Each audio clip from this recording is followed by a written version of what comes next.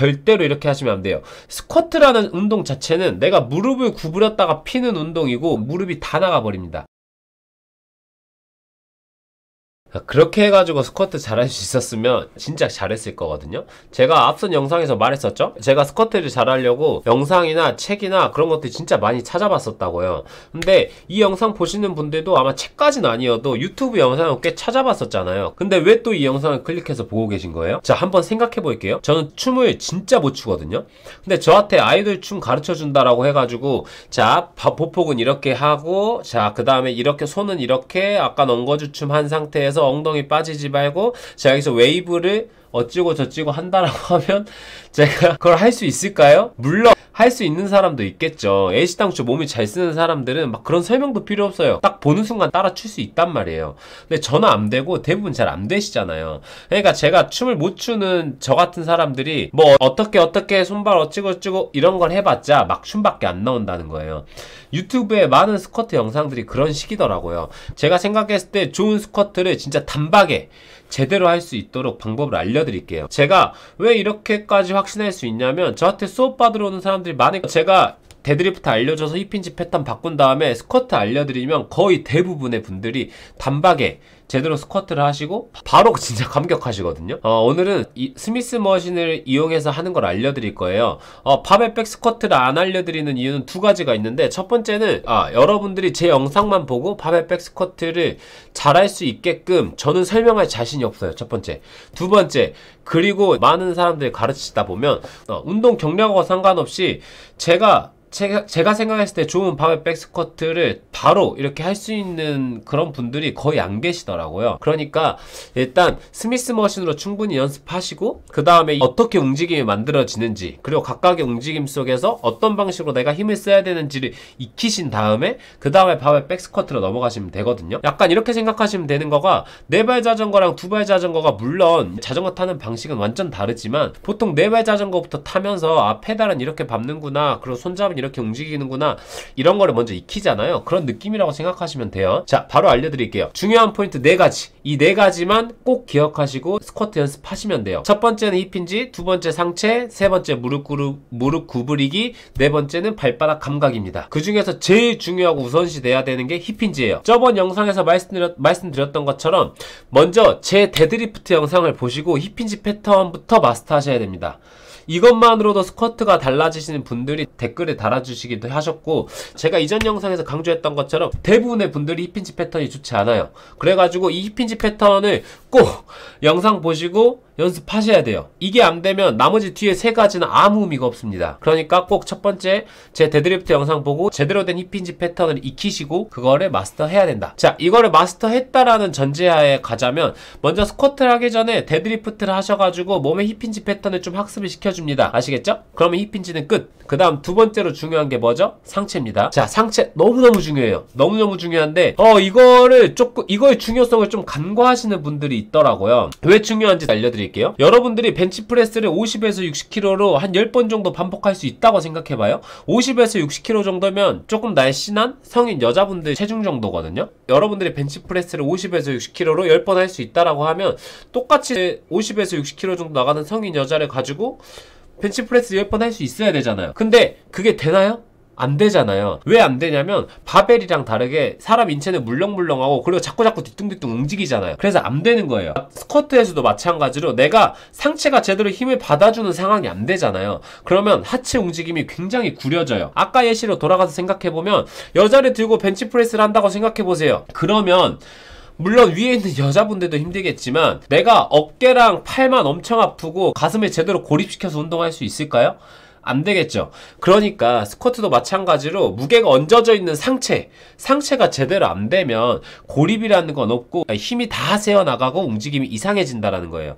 알겠죠? 그래서 상체가 너무너무 중요하다. 자, 그럼 상체를 어떻게 만드냐? 자, 영상을 보시면 이런 식으로 이게 그냥 바 얹고 있는 거라고 생각하실 수가 있는데, 어떤 느낌이냐면 상체는 내가 고관절부터 해가지고 가슴까지 최대한 세워져 있어야 돼요. 이게 세워져 있어야 된다라는 거가 항상 일자로 왔다 갔다 해야 된다라는 거가 아니라, 이 몸통 구조가 이런 식으로 마치 벽돌처럼 단단하게 유지돼야 된다라는 거예요. 이걸 어떻게 만들어주냐면 몸을 위로 쭉 띄워준다고 생각하시면 돼요. 이때 손으로 바벨을 위로 쭉 밀어주세요. 물론 들라는 게 아니라 손으로 바벨을 이렇게 위로 밀어주는 힘을 쓰는 거예요. 그러면 손에서 미는 힘이 써지면서 상체 전체가 위쪽으로 이렇게 미는 힘을 쓰게 되거든요. 그렇게 해서 최대한 상체를 위로 띄우는 힘을 만듭니다. 이때 만들어진 상체 힘이 스쿼트가 진행되는 동안 계속 유지가 돼야 돼요. 다시 한번 강조하지만 앉았다가 일어나는 스쿼트 동작 내내 몸은 고관절부터 가슴까지 딱 단단하게 제대로 세워져 있어야 된다. 고관절부터 가슴까지 마치 계속 자리에서 일어날 것처럼 띄워줘야 된다. 여기서 두 가지 질문이 생기거든요. 첫 번째는 아니 내가 동작을 수행하는 동안 상체가 제대로 서 있는지 안 서 있는지를 어떻게 알아? 이거에 대한 답은 데드리프트 영상이 있습니다. 이 영상에서 힙힌지 패턴을 바꾸는 과정에서 어떻게 하라고 했죠? 상체를 제한해야 된다고 했잖아요. 그거를 연습하시는 분들은 알 거예요. 상체를 제한한 상태에서 무릎하고 고관절만 이용해가지고 힙힌지를 만들다 보면 상체가 앞으로 숙여지려고 하는 거가 고관절 주변 근육들하고 코어가 함께 묶여가지고 저항하게 되거든요. 상체가 앞으로 숙여지는 거를 저항하는 느낌이 들어요. 스쿼트에서도 그런 비슷한 느낌이 들면 되는 거예요. 다들 힙힌지 연습하셨을 거잖아요. 그러니까 다들 뭔 말인지 알겠죠? 자, 두 번째 질문은 방금 말 속에서 약간 이상함을 느끼신 분들이 있을 거예요. 동작은 앉았다 일어나는데 상체는 계속 띄우는 느낌을 만들라고? 뭔가 이상하잖아요. 앉고 있는데도 내가 상체를 띄우는 느낌을 만들라고? 네, 맞아요. 그렇게 해야 돼요.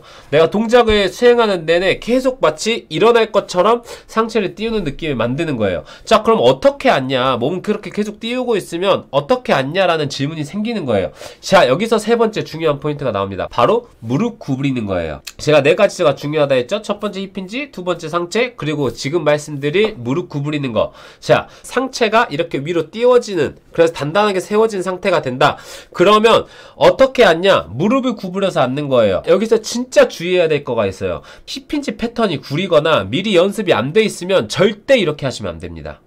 절대로 이렇게 하시면 안 돼요. 스쿼트라는 운동 자체는 내가 무릎을 구부렸다가 피는 운동이고 그 과정에서 고관절 주변 근육들이 무릎을 안정화해 주는 거거든요. 스쿼트는 고관절이 메인인 운동이 아니에요. 근데 내가 좋은 힙힌지 패턴이 안 되면 무릎의 안정화가 원활하게 일어나지가 않아요. 그래서 내가 무릎을 구부리는 방식으로 앉게 되면 무릎이 다 나가버립니다. 힙힌지 패턴이 굉장히 중요하다라는 거. 힙힌지가 제대로 연습이 돼 있고 이 패턴이 학습이 되어 있다라는 가정하에 내가 무릎을 구부리기 시작하면 힙힌지는 알아서 됩니다. 알아서. 영상을 보시게 되면 이걸 좀 느린 화면으로 보시게 되면 보세요.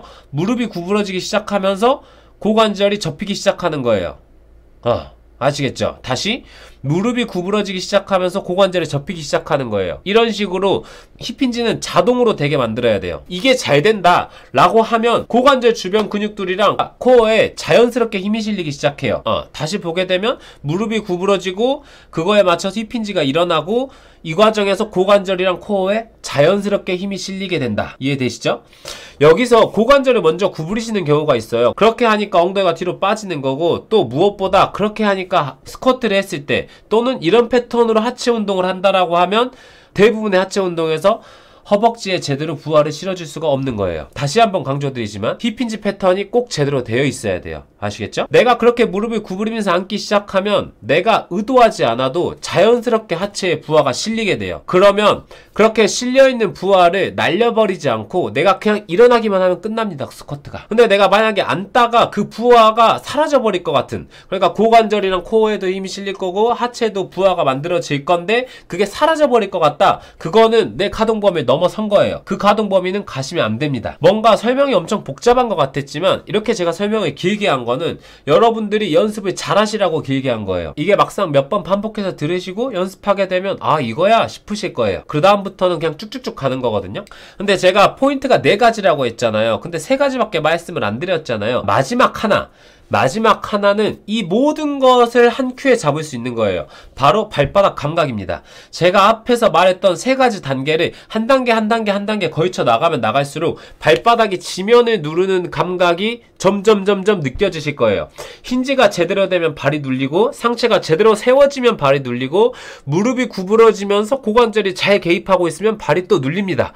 그래서 이 발바닥이 지면을 누르는 감각이 동작을 수행하는 내내, 그러니까 세트가 시작해서 세트가 끝날 때까지 끊어지지 않으면 거의 완벽에 가까운 스쿼트를 수행하신 거예요. 아, 설명이 왜 이렇게 길어? 또 이해가 안 되는 것 같다 라고 생각하실 수가 있어요. 근데 제가 앞에서 말했다시피 진짜로 저한테 오셔서 배우신 분들은 데드리프트가 제대로 되고 나면 이렇게 스쿼트 하는데 20분도 안 걸립니다. 진짜로 20분도 안 걸려요. 그러니까 제 말 믿으시고 제가 말씀드렸던 4가지 힙힌지, 상체, 무릎 구부리기, 발바닥 감각 이것만 완전히 숙지하셔가지고 하나씩 연습해보시면 이전하고 다른 스쿼트를 하게 되실 거라고 장담합니다. 그렇게 해서 충분히 잘하시고 난 다음에 바벨 백 스쿼트 하시면 되는 거예요. 혹시 모르시는 거나 하다가 이상한 거 있으시면 댓글 달아주세요. 아시겠죠? 그럼 제가 확인하고 어떻게 수정하면 된다 라고 최대한 답글해 드릴게요. 아마 제 영상을 잘 보시고 그래서 진짜 그대로 따라해서 스쿼트가 제대로 됐다 라고 하시면 와, 이 사람 진짜구나 라고 생각을 하시고 구독하실 수밖에 없을 거예요. 오늘도 영상 봐주셔서 고마워요.